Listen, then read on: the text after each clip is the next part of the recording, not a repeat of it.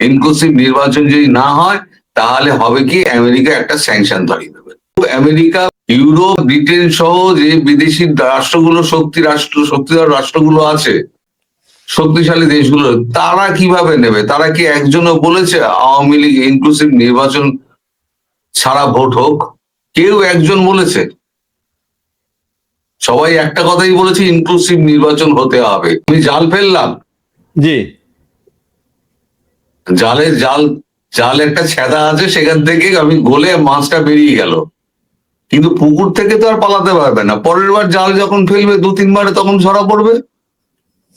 বাংলাদেশে যে যেখানে আছে, এই যত তোমার জুলাই যুদ্ধ আছে, জি, জি, সব কটা কিন্তু মার্কিং এ রয়েছে, সব মার্কিং করা আছে। এরা একটাও পার পাবে না। দাদা আপনাকে একজন প্রশ্ন করেছে, কেন তরুণ বাবু হ্যাপি দিওয়ালি হবে না?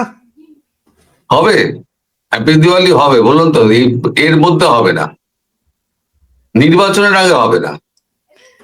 এবং আরেক ভাই জিজ্ঞেস করেছে, ভারত কি অবৈধ নির্বাচন মেনে নিচ্ছে? নির্বাচন মেনে নিচ্ছে, বৈধ অবৈধ সে তো পরে বিচার করা হবে। নির্বাচন হোক, নির্বাচনে কি হয় দেখা যাক। ভারতের সাথে তো অলরেডি আপনার ট্রেড ডিল হয়েই গেছে আমেরিকার।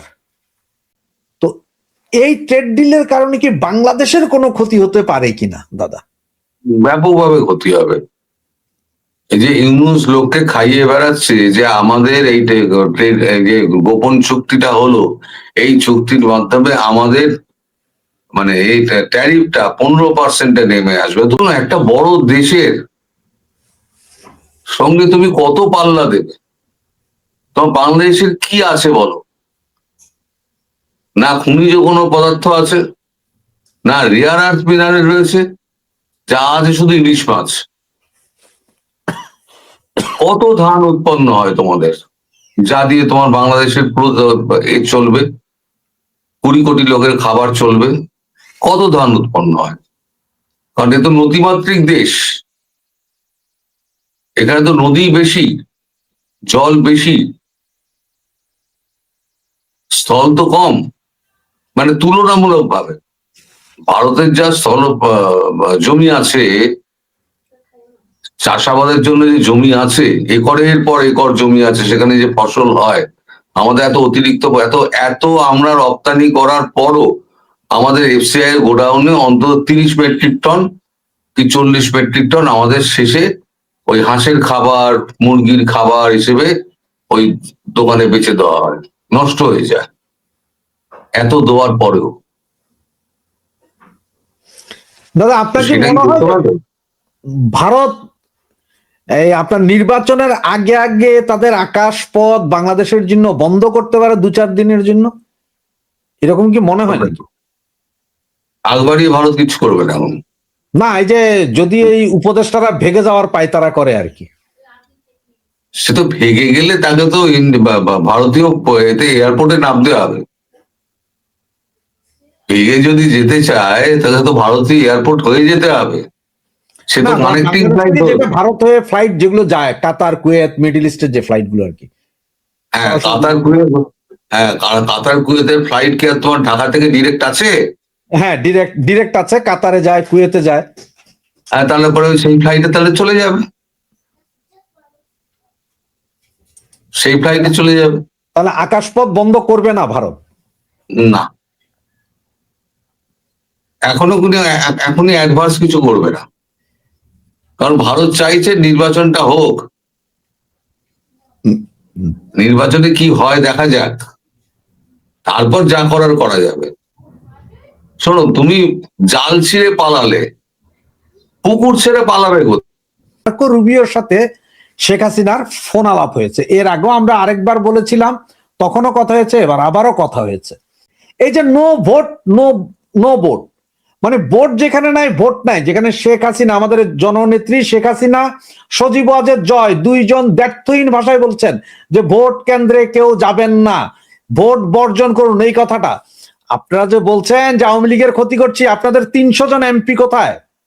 64টি জেলার চেয়ারম্যান কোথায়? আপনার এই 8-10টা সিটি কর্পোরেশনের মেয়রেরা কোথায়? কমিশনাররা কোথায়? বড় বড় হেড়ামধারী নেতারা কোথায়? যারা এখন কলকাতার 5 স্টার হোটেলে আছেন, এরপরে দিল্লিতে রয়েছেন, ব্যাংককে রয়েছেন, কানাডা, আমেরিকা রয়েছেন, তারা কোথায়? কোথায় আজকে আপনাদের সেই ডাক্তারদের সংগঠন, উকিলদের সংগঠন, সচিবের সংগঠন? কোথায় আওয়ামী লীগের বড় বড় নেতারা? নগর কমিটি, ওয়ার্ড কমিটি থেকে শুরু করে সমস্ত নেতারা কোথায়? তারা কি 30 সেকেন্ডের জন্য এসে বলতে পারতেছেন না যে ভোট বর্জন করুন? যেখানে আমাদের নেত্রী এবং যেখানে সজীব ওয়াজেদ জয় বলেছে, সেইখানেও আপনাদের নেতারা এসে বলতে পারছেন না। কিছু তৃণমূলের কর্মী যারা আমার মতন ওই খায়া না খায়া আওয়ামী লীগ, যারা জীবনে কিছু পায় না, তারাই এখন আমরা ছবি দিয়া বা ভিডিও করে বলছি, বা অমুকরে তমুকরে নিয়ে আসছে, যে তরুণদা উনি আমার দেশের লোক না। তারপরও আজকে 5ই আগস্টের পর এখন পর্যন্ত আওয়ামী লীগ ছাড়া কিছু বলে নাই। উনি আমার মতো, উনি গুজব বলুক আর যা বলবে বলুক, আওয়ামী লীগের কথা বলতেছে। আমাদের অবস্থাটা এমন যে যদি আজকে পিনাকি বা ইলিয়াস আওয়ামী লীগের পক্ষে 2 লাইন বলে, আপনারা আব্বা ডাকা শুরু করবেন পিনাকি আর ইলিয়াসকে। কিন্তু আমাদের কথাগুলো আপনাদের খারাপ লাগে। আজকে আপনারা নিজেদের জিজ্ঞেস করেন, আপনাদের সেই সব এমপিরা কোথায়? এসব এমপি এবং এইসব নেতা, ওয়ার্ড কমিশনাররা যদি বের হয়ে এসে বলুক, 30 সেকেন্ডের ভিডিও বানায় যে আমি আমার সংসদীয় আসন বা আমি আমার ওয়ার্ডের নেতাকর্মী এবং এলাকাবাসীকে বলছি যে আপনাকেও ভোট দিতে যাবেন না, প্লিজ ভোট বর্জন করুন, এই কথাটা বলার সাহস নাই আপনাদের। আর আসেন এখানে সব যুক্তি দেখাইতে।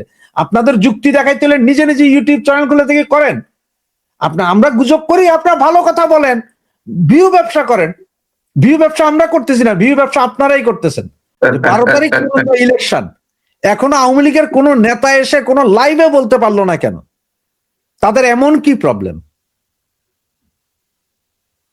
আমি এটা নিয়ে না, এই আওয়ামী লীগের এই কিছু দুর্নীতিবাজ নেতা নিয়ে আমি প্রথম 3-4টে আমি এপিসোড করেছিলাম।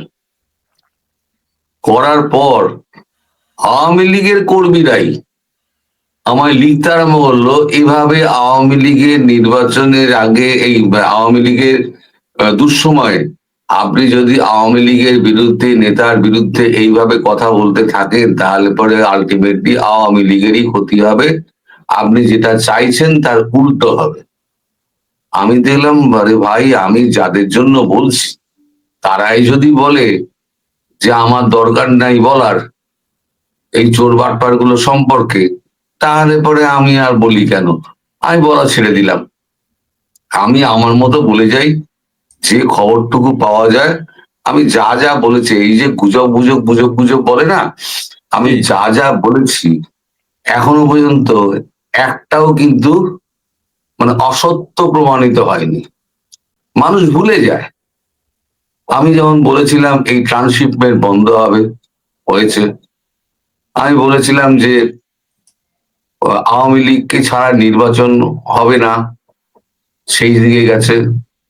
আমি বলেছিলাম যে আমেরিকা ভারত থেকে পা না তোলা পর্যন্ত ট্রেড ডিল হবে না, তাই হয়েছে। এখনো পর্যন্ত কিন্তু সই হয়নি। আজকে সকালবেলা আমি একটা কপি করেছি, সেখানে আমি দেখিয়েছি, আমাদের কাগজে বেরিয়েছে যে মার্চের মিডলে হয়তো ট্রেড ডিলটা হলেও হতে পারে, তবে অনেক জিজ্ঞাসা চিহ্ন রয়েছে, এখনো কিন্তু ফাইনাল নয়। কিন্তু মানুষের মনের মানে পড়াশোনার মধ্যে আমরা থাকি কেন, যাতে মনে ভুলে না যাই, মনে রাখতে পারি। তা এইগুলো আমি যেগুলো বলেছি 3 মাস আগে, সেগুলো এখন রিলিজ হয়ে গেছে। তখন মনে হয়েছিল গুজব, তারপরে অনেকেই লিখেছে হ্যাঁ আপনি যা বলেছিলেন, যাদের স্মৃতিশক্তি ভালো তারা অনেকেই লিখেছে হ্যাঁ আপনি যা বলেছিলেন সেই মতোই তো হচ্ছে। আবার অনেকে লেখে আপনি গুজববাজ, আপনি গুজব ছড়িয়ে যান। আমার গুজব ছড়িয়ে তো লাভ নেই।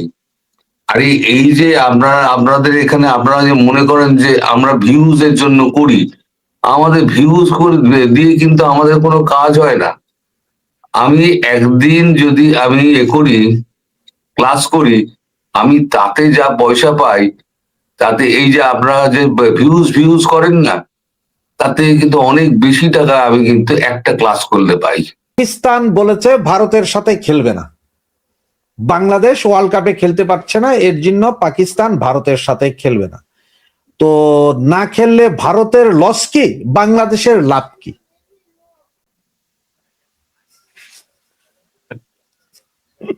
যদি না খেলে জি ভারতের কি যায় আসে? পাকিস্তান খেললে পরে একতরফা হার হয়, সেটা এখন আর ভারতবর্ষ ভালো লাগে না।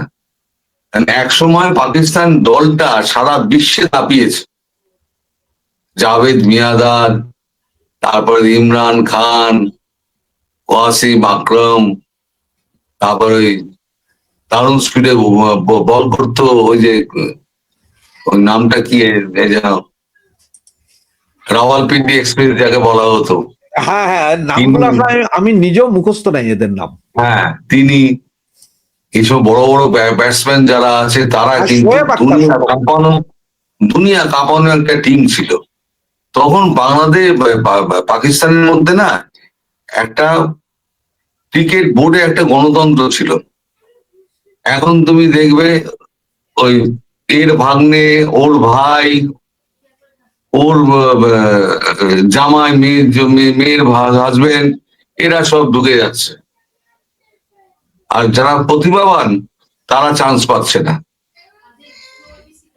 আর যদি হিন্দু হয় সে তো পাবেই না, যতই প্রতিভাবান হোক।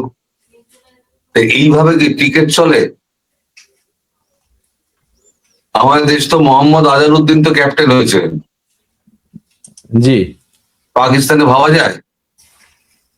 ভাবতে পারবে না। এই যখনই তুমি চশমাটা চড়াবে না, ধর্মের চশমাটা চড়াবে, জানবে তোমার পতন নিশ্চিত। ভারতবর্ষ কোনোদিন ধর্মের চশমাটা পড়েনি। না তো সবাই বাংলাদেশের কি লাভ হতে পারে?